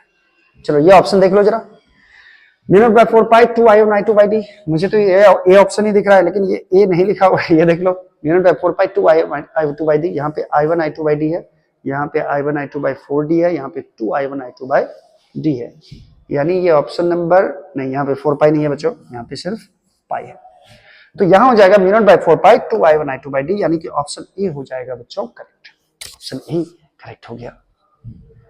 चलिए नेक्स्ट देखते हैं, अगला क्वेश्चन नंबर 5 बच्चों, क्वेश्चन नंबर 5 क्या है, the magnetic force on a charge particle moving in a magnetic field depends on, कोई अगर चार्ज पार्टिकल है और वो मूव कर रहा है कहां पे, मैग्नेटिक फील्ड में, मान लो ये मैग्नेटिक फील्ड का डायरेक्शन ये है और चार्ज पार्टिकल इधर की तरफ जा रहा है, ये क्यू है, और इसके बीच का मान लो एंगल है थीटा, तो इस पे जो बच्चों फोर्स लगता है मैग्नेटिक फोर्स, इसका फॉर्मूला क्या था याद करो, Q V B sine theta, Q B sine theta, ये कौन कौन चीज पे ये फोर्स डिपेंड करता है, देखो तो कौन कौन इसमें क्या दिया है, देखो charge of the velocity only, सिर्फ चार्ज पे डिपेंड करता है, सिर्फ चार्ज पे नहीं बच्चों, चार्ज के साथ साथ वेलोसिटी पे डिपेंड करता है, मैग्नेटिक फील्ड पे भी डिपेंड करता है, और वेलोसिटी है तो डायरेक्शन पे भी डिपेंड करता होगा। The velocity of the particle only नहीं, सिर्फ v पे डिपेंड करता है, the velocity of the particles and the magnetic field, velocity of the particle and the magnetic field, यानी v और b पे डिपेंड करता है, the velocity of the particle and its mass. देखो बच्चों अगर एप्रोप्रिएट आंसर इसमें कहोगे, हालांकि ये सब पे डिपेंड करता है, चार्ज पे भी, वेलोसिटी पे भी, मैग्नेटिक फील्ड पे भी, लेकिन इसमें एप्रोप्रिएट ऑप्शन जो लग रहा है मुझे, क्योंकि v पे डिपेंड कर रहा है of the particle and the magnetic field, v और b दोनों पे डिपेंड कर रहा है, और यहाँ ओनली ऑप्शन नहीं है, और सब में ओनली ऑप्शन है, मास पे तो डिपेंड करता नहीं है, चौथा होगा ही नहीं, तो मेरे हिसाब से सी ऑप्शन जो है ये बच्चों करेक्ट है, इस ऑप्शन के हिसाब से सी करेक्ट है, ठीक है। चलो नेक्स्ट देखते हैं बच्चों, नेक्स्ट क्या है, नेक्स्ट है शायद 6 नंबर क्वेश्चन, 6 नंबर क्वेश्चन क्या है बच्चों? The direction of the magnetic force on a moving charge particle is given bye. अगर कोई चार्ज पार्टिकल मैग्नेटिक फील्ड में अगर मूव कर रहा है, ठीक है, तो इस पे जो मैग्नेटिक फोर्स काम करेगा बच्चों, क्यू चार्ज पार्टिकल पे, ये जो मैग्नेटिक फोर्स काम करेगा, ये मैग्नेटिक फोर्स कितना काम करेगा? अभी जो मैंने फॉर्मूला बताया था आपको, F बराबर Q into V cross B, यही होता है मैग्नेटिक फोर्स किसी चार्ज पार्टिकल पे। इसका डायरेक्शन बताने के लिए कौन सा रूल यूज करते थे? Right hand rule. Right hand rule use कर रहे थे, याद करो, राइट हैंड थंब रूल, ठीक है। तो राइट हैंड थंब रूल कौन सा है बच्चों? इसमें ऑप्शन नंबर ए मुझे दिख रहा है, राइट हैंड थंब रूल। चलिए, if a proton enters a magnetic field with a velocity that is perpendicular to the magnetic field, the trajectory of the proton will be. एक proton है जो magnetic field में entry किया, magnetic field वेट कर रहा है, प्रोटॉन आ रहा है, प्रोटॉन आजा आजा। प्रोटॉन पे कौन सा चार्ज होता है बच्चों? पॉजिटिव चार्ज होता है। ये मैग्नेटिक फील्ड में एंट्री किया, और ये मैग्नेटिक फील्ड में कैसे एंट्री किया? तो मैग्नेटिक फील्ड का डायरेक्शन था परपेंडिकुलर टू वेलोसिटी, यानी जिस मैग्नेटिक फील्ड में ये एंट्री किया, मैग्नेटिक लाइंस ऑफ फोर्स मान लो अंदर की तरफ है, अंदर की तरफ, और वेलोसिटी का जो डायरेक्शन है वो मैग्नेटिक फील्ड के परपेंडिकुलर है, वेलोसिटी इधर है। तो इसका पाथ कैसा होगा बच्चों? याद करो, पाथ कैसा होता था? सर्कुलर। सर्कुलर पाथ पे मूव करना शुरू हो जाता है। ट्रेजेक्टरी मतलब होता है इसका पाथ कैसा होगा, रास्ता कैसा होगा, ठीक है। तो प्रोटॉन का रास्ता कैसा होगा बच्चों? सर्कुलर, यानी ये ऑप्शन जो दिख रहा है आपको, ये सर्कुलर होगा। क्लियर है? चलिए आइए आगे बढ़ते हैं। अच्छा, 8 नंबर क्वेश्चन है बच्चों, the SI unit of magnetic field is. Magnetic field का एसआई यूनिट क्या होता है? याद करो, मैग्नेटिक फील्ड का यूनिट क्या होता है बच्चों? टेस्ला। गॉस नहीं होगा, टेस्ला होगा, टेस्ला मीटर। टेस्ला जो होता है मैग्नेटिक फील्ड का यूनिट होता है। अच्छा, 9 नंबर क्वेश्चन है बच्चों, in a magnetic field the force on a moving charge depends on the. कोई अगर चार्ज है मैग्नेटिक फील्ड में मूव कर रहा है, तो ये फोर्स किस किस चीज पे डिपेंड कर रहा है? याद करो, एफ एम बराबर था, या इसका मैग्नीट्यूड की बात करें बच्चों, तो एफ बराबर था Q V B sine theta. अभी अभी ये क्वेश्चन अभी इससे पहले भी आया था कुछ इसी तरह का। तो मैग्नेटिक फोर्स कौन कौन चीज पे डिपेंड कर रहा है? देखो, मैग्नेटिक फोर्स डिपेंड कर रहा है क्यू पे, यानी चार्ज के मैग्नीट्यूड पे, वेलोसिटी ऑफ चार्ज पार्टिकल पे डिपेंड कर रहा है, बी पे डिपेंड कर रहा है, और मैग्नेटिक फील्ड और वेलोसिटी के बीच के एंगल पे भी डिपेंड कर रहा है बच्चों, दैट इज साइन थीटा पे डिपेंड कर रहा है। तो चलो ऑप्शन पढ़ते हैं। स्पीड पे डिपेंड करता है और सिर्फ चार्ज पे ओनली? बिल्कुल नहीं, ये बोल रहा है कि सिर्फ वी पे और क्यू पे डिपेंड करता है, चार्ज पे नहीं। मैग्नेटिक फील्ड पे भी डिपेंड करता है ना। अच्छा, ये बोल रहा है कि स्पीड वी पे डिपेंड करता है, डायरेक्शन यानी कि डायरेक्शन ऑफ मोशन यानी थीटा पे डिपेंड करता है ओनली। ये भी नहीं होगा क्योंकि चार्ज है ही नहीं इसमें, मैग्नेटिक फील्ड भी नहीं है। चार्ज पे, डायरेक्शन ऑफ मोशन पे एंड मैग्नेटिक फील्ड पे, इस पे डिपेंड करता है। और एक चीज देखो जरा, डी ऑप्शन, स्पीड पे डिपेंड करता है, angle between velocity and magnetic field यानी थीटा पे डिपेंड करता है।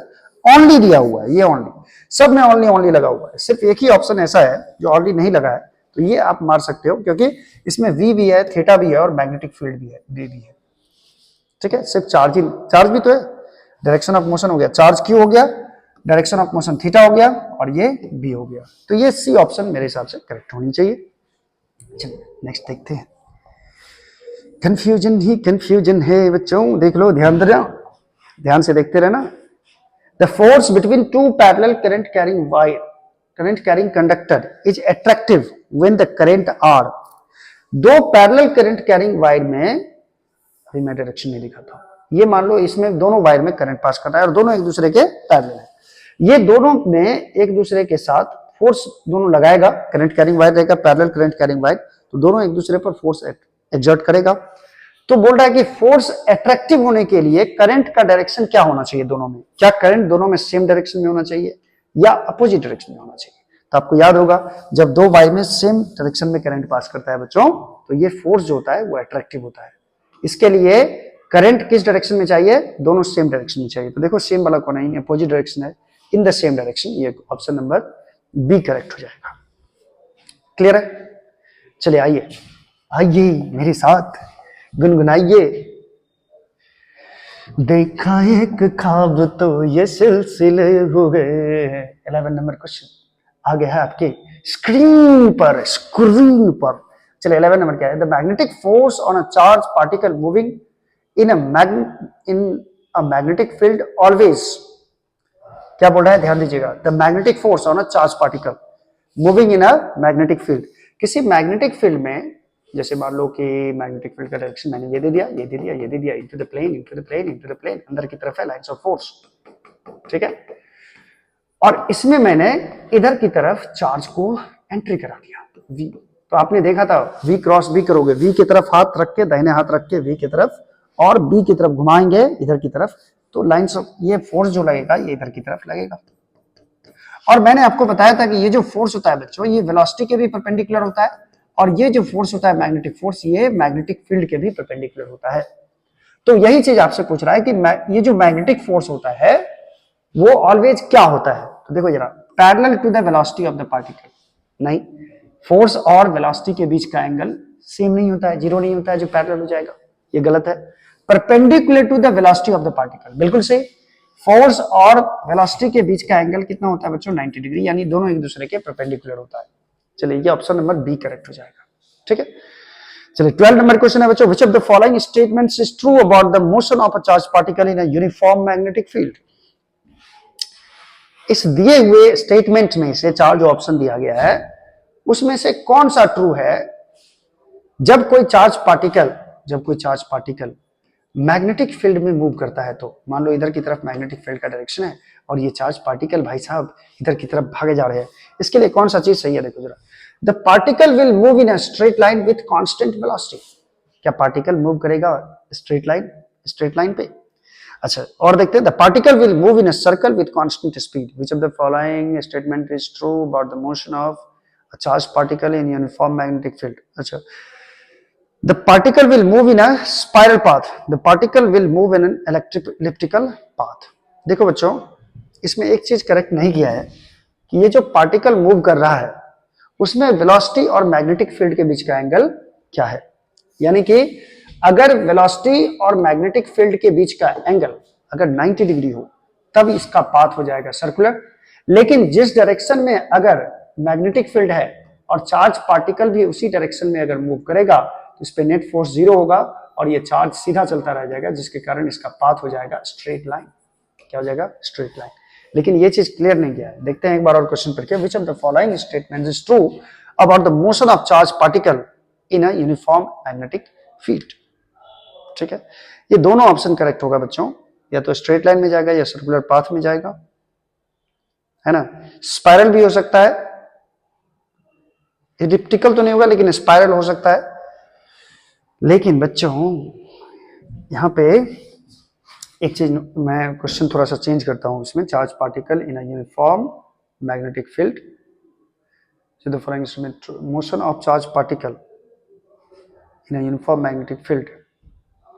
इसमें एक टर्म जोड़ दो बच्चों, ये हटा दो, perpendicular to the magnetic field. मान लो कोई चार्ज पार्टिकल मैग्नेटिक फील्ड के परपेंडिकुलर डायरेक्शन में मूव किया तो इसका पाथ कैसा हो जाएगा बच्चों? सर्कुलर हो जाएगा। तब ये हम लोग ऑप्शन लगा सकते हैं कि ये सर्कल होगा with constant speed, uniform circular motion हो सकता है। ठीक है, मैंने कुछ करेक्शन किया है, उसको ध्यान से देख लेगा। क्लियर है ये चीज? क्लियर है। चलिए नेक्स्ट क्वेश्चन है बच्चों 13 नंबर। 13 नंबर क्वेश्चन क्या है? The magnetic force on a current carrying wire depends on. कोई करंट कैरिंग वायर पे यदि मैग्नेटिक फोर्स लगता है, मान लो ये करंट कैरिंग वायर है और इसको मैंने रख दिया मैग्नेटिक फील्ड, ठीक है, तो इस पर जो फोर्स काम करता है याद करो, F बराबर BIL sin थीटा। यानी मैग्नेटिक फील्ड पे डिपेंड करता है ये फोर्स, करंट पे डिपेंड करता है, लेंथ पे डिपेंड करता है और थीटा पे भी डिपेंड करता है। तो चलिए इसमें देखते हैं हम लोग, the length of the wire only. क्या सिर्फ लेंथ पे डिपेंड करता है ये फोर्स? बिल्कुल नहीं। द मैग्नेटिक फील्ड ओनली, क्या बी पे डिपेंड करता है सिर्फ? नहीं। The current in the wire only, यानी ये बोल रहा है कि लेंथ पे डिपेंड करता है सिर्फ, ये बोल रहा है सिर्फ बी पे डिपेंड करता है, ये बोल रहा है सिर्फ करंट पे डिपेंड करता है। अब चौथा ऑप्शन देखो, लेंथ यानी कि L of the wire, current यानी कि I, and the magnetic field B. बिल्कुल सही। इस सारे में से तो यही सही लग रहा है, ऑप्शन नंबर डी करेक्ट हो जाएगा बच्चों। ठीक है, क्योंकि फॉर्मूला क्या है? BIL sin theta. चलो 14 नंबर क्या है question? The direction of the magnetic force produced by A current carrying conductor can be determined by. The direction of क्या है? हाँ, इस करंट कैरिंग वायर पे जो बच्चों फोर्स लगता है, कंडक्टर पे जो फोर्स लगता है, इसके डायरेक्शन को निकालने के लिए भी हम लोग कौन सा रूल यूज किए थे? याद करो, right hand rule. Right hand thumb rule इसको बोले थे। तो राइट हैंड रूल देखो किसमें, एम्पियर्स लॉ तो नहीं होगा, बाय-सवर्ट लॉ भी नहीं होगा, फैराडेज लॉ। बाय-सवर्ट लॉ तो खुद राइट हैंड रूल का यूज करता है, तो ये ऑप्शन नंबर बी करेक्ट हो जाएगा बच्चों। क्लियर है? क्लियर है? क्लियर। चलो नेक्स्ट क्वेश्चन देखो बच्चों, 15 number question. If two parallel wires carry current in the same direction, the force between them is, क्या दिया हुआ है कि दो पैरेलल करंट कैरिंग वायर है और दोनों में सेम डायरेक्शन में करंट पास कर रहा है, तो फोर्स कैसा होगा? फोर्स कैसा होगा? तो आपको पता होगा कि दो सेम डायरेक्शन में अगर करंट पास कर रहा है तो ये दोनों एक दूसरे से चिपकना चाहते हैं, ठीक है, ये दोनों एक दूसरे को अट्रैक्ट करेगा और फोर्स हो जाएगा बच्चों अट्रैक्टिव। फोर्स कैसा हो जाएगा? अट्रैक्टिव। कितनी बार बताया मैंने ये? तो अट्रैक्टिव फोर्स रहेगा सेम डायरेक्शन में। यदि अपोजिट डायरेक्शन में रहता है बच्चों तो इसमें रिपल्सिव फोर्स होता है। That is A option correct हुआ। ठीक है, चलिए 16 नंबर क्वेश्चन देखते हैं बच्चों। The magnetic field due to a circular current carrying wire loop at its center is directly proportional to magnetic field कहां पे? Circular current carrying coil loop के सेंटर पे। तो सर्कुलर करंट कैरिंग लूप ऐसे बना लो, और यहां पे इसके सेंटर पे जो मैग्नेटिक फील्ड होगा, अगर ऐसे करंट पास करेगा, ऐसे कैसे रे, ऐसे एंटी क्लॉकवाइज, तो डायरेक्शन मैग्नेटिक फील्ड का किधर आएगा? बाहर की तरफ। तो डायरेक्शन से मतलब नहीं है, यहाँ पे आई करंट मान लो पास कर रहा है और इसका रेडियस है आर। तो मैंने आपको बताया था इसका जो मैग्नेटिक फील्ड होता है बच्चों, इसके सेंटर पे ये होता है BC बराबर μ0/4 पाई I into 2 pi by R, ये फॉर्मूला होता है। अब यहां पे साफ साफ देख सकते हो कि B प्रोपोर्शनल टू किसके है? I के, और यहां डायरेक्टली प्रोपोर्शनल की बात हो रही है। डायरेक्टली प्रोपोर्शनल किसके होता है? यदि हम R की बात करें, रेडियस की बात करें, तो B और R में कैसा रिलेशन देख लो? Inversely relation. तो डायरेक्टली प्रोपोर्शनल किसके आ रहा है? करंट के। तो चलिए करंट ढूंढा जाए। The radius of the loop नहीं होगा, क्योंकि मैग्नेटिक फील्ड सेंटर पे इनवर्सली प्रोपोर्शनल टू रेडियस होता है। द करंट बिल्कुल सही, B प्रोपोर्शनल टू किसके होता है? I के। ठीक है, चलिए ये ऑप्शन हो जाएगा ना, ऑप्शन नंबर B हो जाएगा। आइए आगे बढ़ते हैं। 19 यानी 17 में हाई रे हाई एकदम चिकना बन के आया है क्वेश्चन, गोड़ा गोड़ा क्वेश्चन, व्हाइट व्हाइट फेस देखे। चलो नेक्स्ट देखते हैं बच्चों। हो सकता है वीडियो में मुझे देखने दो कि ये वीडियो में ऐसा कुछ गड़बड़ तो नहीं हो रहा है। बिल्कुल नहीं, वीडियो अपने चरम सीमा पे है। 17 नंबर क्वेश्चन है बच्चों, expression of force on a charge Q moving with velocity V in the magnetic field B। देखो डायरेक्ट फॉर्मूला पूछा है, अगर कोई चार्ज पार्टिकल Q है और ये मैग्नेटिक फील्ड इधर की तरफ मान लो है और ये V वेलोसिटी से इधर की तरफ भागना चाह रहा है, तो मैग्नेटिक फील्ड इस चार्ज पे कितना फोर्स लगाएगा? याद करो वो दिन सन 1526 ईस्वी, जिसमें हम लोग ये फॉर्मूला पढ़े हुए थे, F बराबर Q into V cross V। 1526 ईस्वी में पानीपत की पहली लड़ाई हुई थी। उधर पानीपत की लड़ाई चल रही थी, इधर हम लोग फॉर्मूला पढ़ रहे थे। बिल्कुल ये फॉर्मूला याद करो, F बराबर Q into V cross V। अभी अभी मैंने डिस्कशन किया था कुछ देर पहले। तो F equal to Q into V cross B, V cross B। ये ऑप्शन मुझे ए में ही दिख रहा है बच्चों। ठीक है, अब कोई बोलेगा देखो बी में भी ऐसा ही है सर, इसमें V क्रॉस B है, इसमें B क्रॉस B है, क्या दिक्कत है? क्रॉस के इधर उधर V हो जाए तो क्या दिक्कत है? तो होगा BB नहीं, BB इधर उधर हो जाए तो बहुत प्रॉब्लम होगी, VB है। ठीक है, तो बच्चों A क्रॉस B का जो मान होता है, A क्रॉस B का वैल्यू B क्रॉस A के बराबर नहीं होता है। क्रॉस प्रोडक्ट हो तो ध्यान रखना, जो पहले है वो पहले होगा, जो बाद में है वो बाद में होगा, नहीं तो बहुत ज्यादा प्रॉब्लम क्रिएट हो जाएगी। डायरेक्शन के प्रॉब्लम क्रिएट हो जाते हैं, इसलिए ऑप्शन नंबर ए करेक्ट है बच्चों। अच्छा 18 नंबर क्वेश्चन है बच्चों, magnetic field of 5 tesla is equal to 5 tesla. तो याद करो टेस्ला किसके बराबर होता है? टेस्ला बराबर होता है बच्चों वेबर पर मीटर स्क्वायर। 1 टेस्ला बराबर 1 वेबर पर मीटर स्क्वायर, तो 5 टेस्ला बराबर है। तो टेस्ला का मतलब ही होता है वेबर पर मीटर स्क्वायर।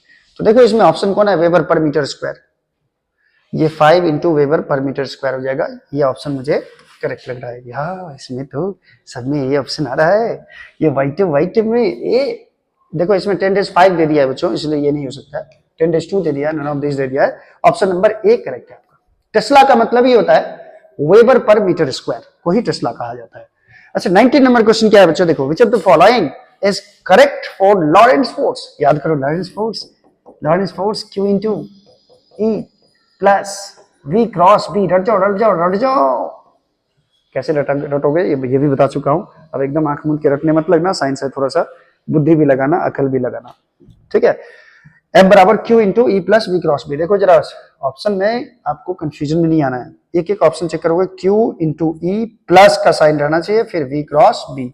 ये भी मुझे फर्स्ट ऑप्शन में ही लग रहा है, और ऑप्शन चेक कर लो गलत है, ठीक है। चलिए नेक्स्ट देखते हैं बच्चों, अगला क्वेश्चन है 20 number question. A charge particle A charge q moves in a region where electric field E and magnetic field B both exist। याद करो, इलेक्ट्रिक फील्ड भी रहेगा और मैग्नेटिक फील्ड भी किसी रीजन में रहेगा, उस रीजन में जाएगा चार्ज घूमने के लिए, तो इलेक्ट्रिक फील्ड इलेक्ट्रिक फोर्स लगाएगा जो कि किसके बराबर होगा, QE के बराबर, और मैग्नेटिक फील्ड मैग्नेटिक फोर्स लगाएगा जो कि होगा Q into V cross B के बराबर। अगर इस दोनों में मैंने Q कॉमन ले लिया, Q कॉमन ले लिया तो बच्चों क्या बचेगा, vector E plus V cross B. अभी अभी जो बचा था यही, ये जो फोर्स है इसी फोर्स को तो लॉरेंस फोर्स बोलते हैं, जो कि इलेक्ट्रिक फोर्स और मैग्नेटिक फोर्स का सम होता है। चलो ये ऑप्शन देखो बच्चों कहां है, Q into E plus V cross B.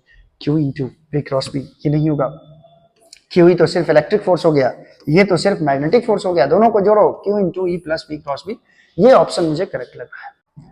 चलिए नेक्स्ट क्वेश्चन देखते हैं बच्चों, 21 नंबर।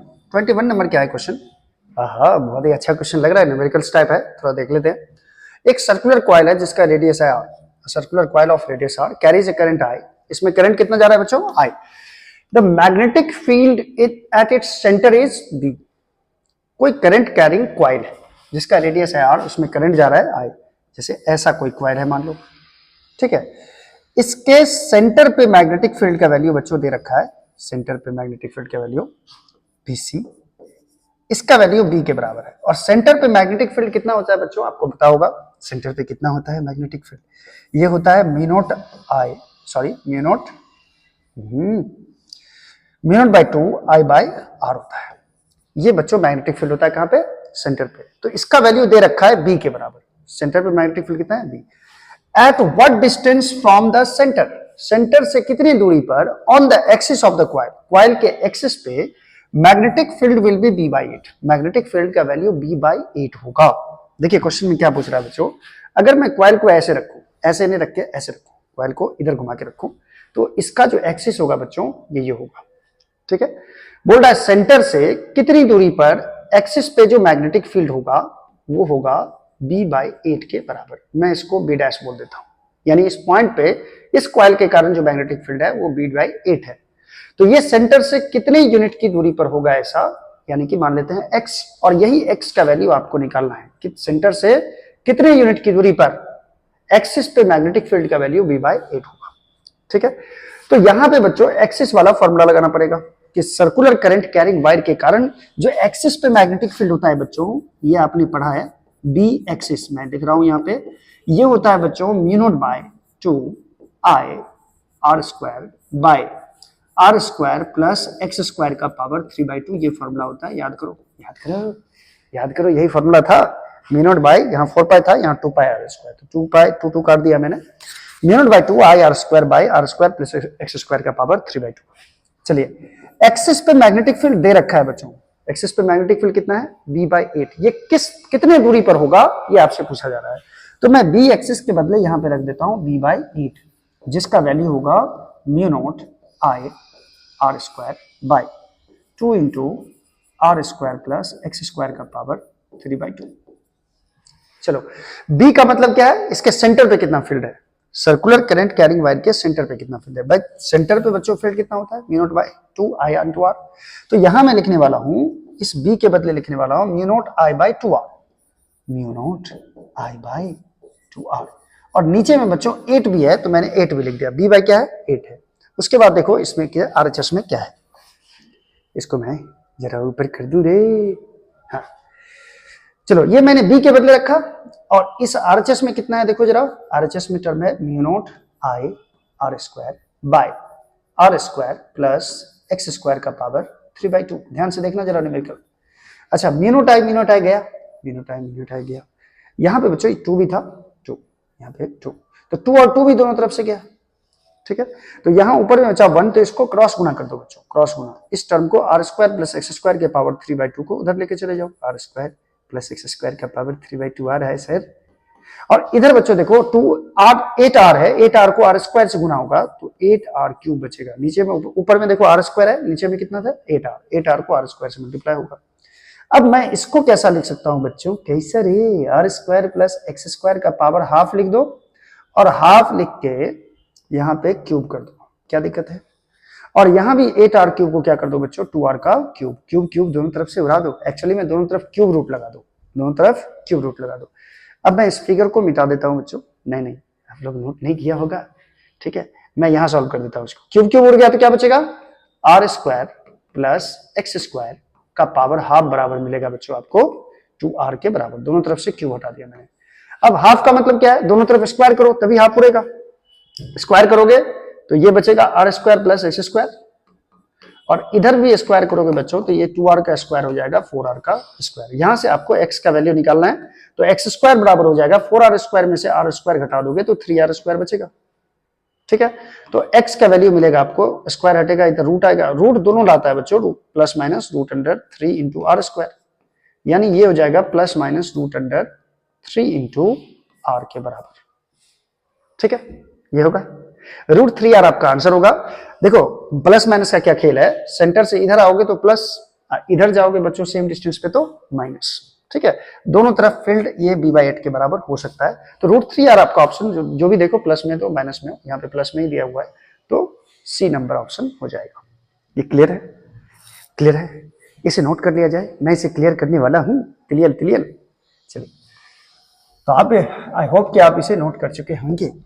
चलिए नेक्स्ट क्वेश्चन क्या है बच्चों, नेक्स्ट क्वेश्चन है 22 number, dimension of magnetic field. Magnetic field का डायमेंशन आप कैसे निकालोगे, कैसे निकालोगे मैग्नेटिक फील्ड का डायमेंशन। तो मैग्नेटिक फील्ड का डायमेंशन निकालने के लिए मैंने आपको बताया था, फोर्स बराबर फॉर्मूला याद रखो, bill bill bill bill bill bill BIL, याद करो। B मतलब यहाँ मैग्नेटिक फील्ड है, I मतलब करंट है, और L मतलब लेंथ है, और F मतलब फोर्स है। यहां से इजी हो जाता है मैग्नेटिक फील्ड का फॉर्मूला निकालना, और B बराबर हो जाएगा बच्चों F/IL, F/IL। चलो अब मुझे डायमेंशन निकालना है B का, B का डायमेंशन निकालना मतलब हो गया फोर्स का dimension by I into L का डायमेंशन। फोर्स को चाहो तो MA लिख सकते हो, उससे भी लिख सकते हो, ऐसे भी फोर्स का डायमेंशन सबको याद ही रहता है, MLT-2 होता है, और यहाँ पे हो जाएगा बच्चों I और यहाँ बच्चे हो जाएगा L, ठीक है, नीचे में। अब देखो जरा इसका डायमेंशन क्या होगा, डायमेंशन होगा m, और L का पावर यहाँ भी 1 है, यहाँ भी 1 है, घट के क्या देगा 0, भागा में पावर माइनस हो जाता है T-2, और I ऊपर जाएगा तो I का पावर नीचे में क्या है 1 है, तो ऊपर जाएगा तो I का पावर -1 हो जाएगा। ये डायमेंशन खोजो बच्चों किसमें है, जिसमें m पे 1 हो, L पे 0 हो, T पे -2 हो, I पे -1 हो। I पे -1 देखो इसमें दिख रहा है, I पे -1, m, L पे 0, T -2, यानी ऑप्शन नंबर ए बच्चों करेक्ट हो जाएगा। क्लियर है। तो याद रखो कि डायमेंशन मैग्नेटिक फील्ड का निकालने के लिए कौन सा फॉर्मूला आप यूज करोगे। क्लियर है ये चीज, क्लियर है। चलो इसे नोट कर लिया जाए। चलो नेक्स्ट करते हैं बच्चों। नेक्स्ट क्या है, नेक्स्ट है 23 नंबर क्वेश्चन है बच्चों, विच of the following is the correct vector form of the equation of Biot-Savart law. Biot-Savart law याद करो, बायो-सावर्ट लॉ को वेक्टर फॉर्म में हम लोग कैसे लिखे हुए थे, dv बराबर, मैं लिख देता हूं यहां पे एक बार फिर से, μ0/4 pi IDL cross r by r cube. ये था फॉर्मूला बच्चों बायो-सावर्ट लॉ का, मैग्नेटिक फील्ड निकालने का फॉर्मूला, और ये वेक्टर फॉर्म में है। चलो मेरा ऑप्शन ये कौन सा है, नीचे में यहाँ r स्क्वायर है, देखो वहां पे r क्यूब है, यहाँ पे सिर्फ आइडियल है, r स्क्वायर है, आइडियल क्रॉस r होना चाहिए। देखो सी नंबर ऑप्शन करेक्ट है बच्चों। चलो नेक्स्ट देखो 24 नंबर क्वेश्चन आपके स्क्रीन पर, ये रहा, electromagnetic moment of current carrying coil is. मान लो ये कोई करंट कैरिंग कॉइल है, करंट जा रहा है I इसमें, इसका रेडियस है r। तो बच्चों मैग्नेटिक मोमेंट जो होता है, मैग्नेटिक मोमेंट डिफाइन होता है current into area, current into area. तो एरिया मतलब इस कॉइल का एरिया कितना होगा, जो कि पाई r स्क्वायर के बराबर होगा, जानते भी हो, ठीक है। तो देखो एक टर्न है जिसमें I करंट है, अगर 2 टर्न रहता तो 2I करंट होता, 3 टर्न रहता है इसमें तो 3I करंट होता है। इसी तरह से बहुत सारे नंबर ऑफ टर्न्स रहेंगे, मान लो n टर्न है तो करंट कितना हो गया NI, अब इस करंट को किससे मल्टीप्लाई करते हैं, एरिया से, NI, यही देता है मैग्नेटिक मोमेंट का मान, यानी NIA क्या देता है, NIA है ना, ठीक है, NIA होगा मैग्नेटिक मोमेंट का फॉर्मूला हो जाएगा NIA, यानी option number A correct. Clear है?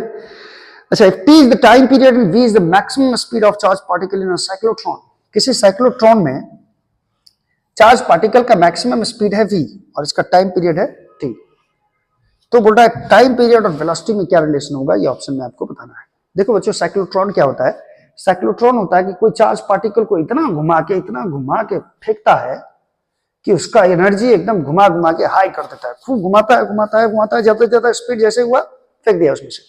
यानी किसी भी चार्ज पार्टिकल को एक्सेलरेट करने के लिए साइक्लोट्रॉन का यूज किया जाता है, ठीक है। साइक्लोट्रॉन चार्ज पार्टिकल को नचा के फेंकता है।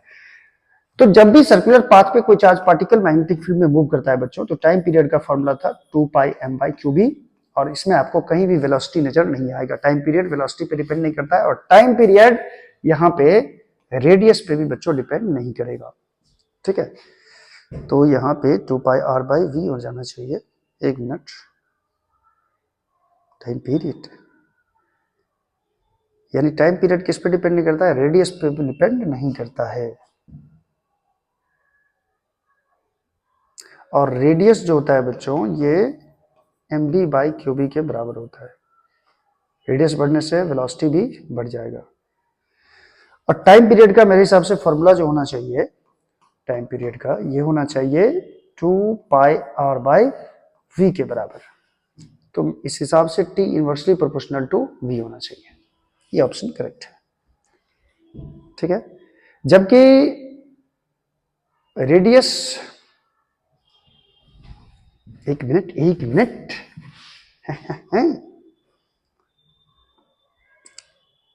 हाँ ठीक है बच्चों, time period 2πm/qb, radius velocity पे डिपेंड करेगा, टाइम पीरियड रेडियस पे डिपेंड नहीं करता है। सही, ठीक है।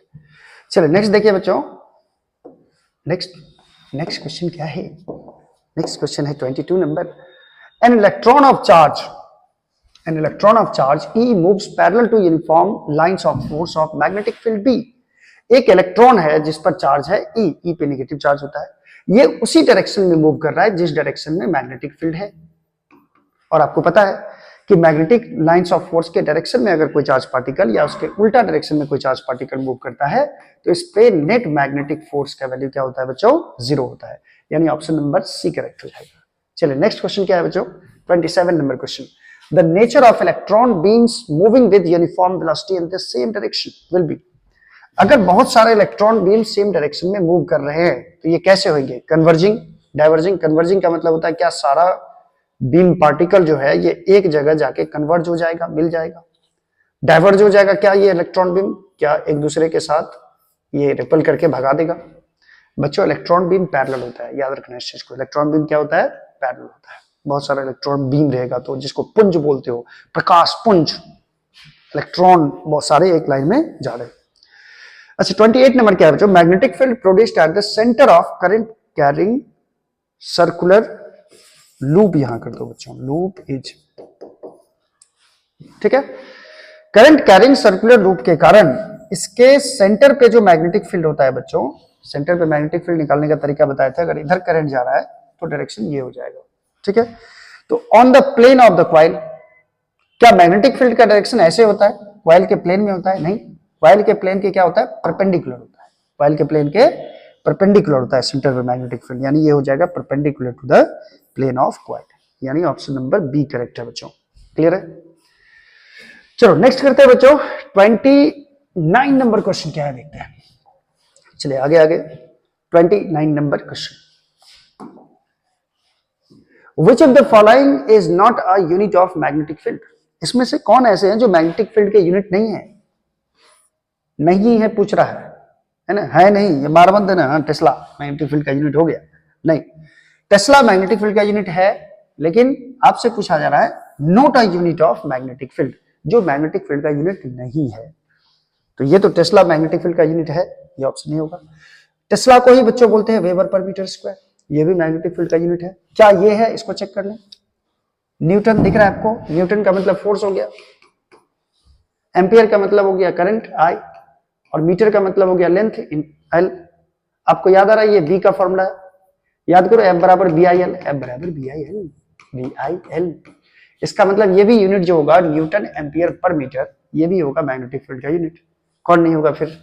न्यूटन पर एम्पियर स्क्वायर। न्यूटन मतलब हो गया फोर्स, और फोर्स का बट्टा करंट का स्क्वायर। ये मैग्नेटिक फील्ड का कोई ऐसा फॉर्मूला नहीं है, इसका मतलब ये ऑप्शन करेक्ट है, ये मैग्नेटिक फील्ड का यूनिट नहीं है। चलिए 30 नंबर क्वेश्चन क्या बच्चों, when an ammeter is shunted it's range. Ammeter को जब शंट किया जाता है, मतलब इसको आइडियल बनाने के लिए, यानी इसको रेंज बढ़ाने के लिए बच्चों आमीटर को शंट किया जाता है, यानी पैरेलल में एक छोटा सा रेजिस्टेंस जोड़ करके इसके रेंज को बढ़ाया जाता है, यानी रेंज इंक्रीज करेगा बच्चों जब आमीटर को शंट किया जाएगा।